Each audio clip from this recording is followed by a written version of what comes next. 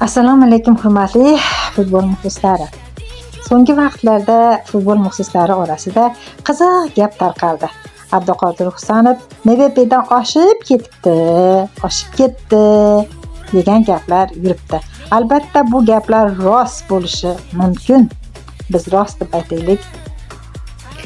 Mana 2 hafta oldin tezlik sohasi bo'yicha, yugurish bo'yicha Abduqodir Husanov MVPdan orqada edi.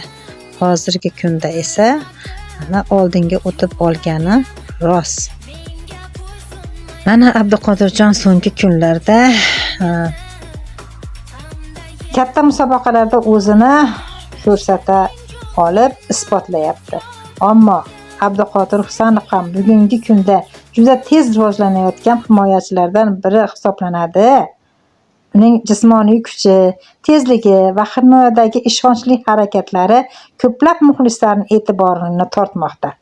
Agar masala tezlik yoki yakkalashuvlarda bo'lsa, ba'zi o'rinlarda Husanov ustunligi bor. MVP kabi tez hujumchilarga qarshi munosib kurasha oladi. Bu esa uni salohiyati yuqori ekanini ko'rsatadi. Lekin shuni unutmaslik kerakki, MVP hujumchi, Husanov esa himoyachi. Ularning vazifasi turlicha.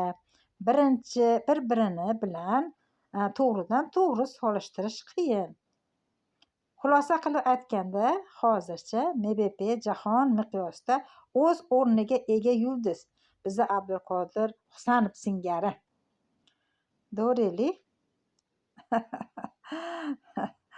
Abduqodirjonni hali cheksiz kelajakda katta futbolchilar havas qiladigan bo'lib ketadi. Agar shu suratda o'sishda davom etsa, yaqin yillarda Yevropani shamolida qoldirib ketadi. Tez orada butun dunyoni chempionlarning ichida himoyachilarning lideri bo'lishiga ishonamiz. Kelajaklari porloq bo'lsin.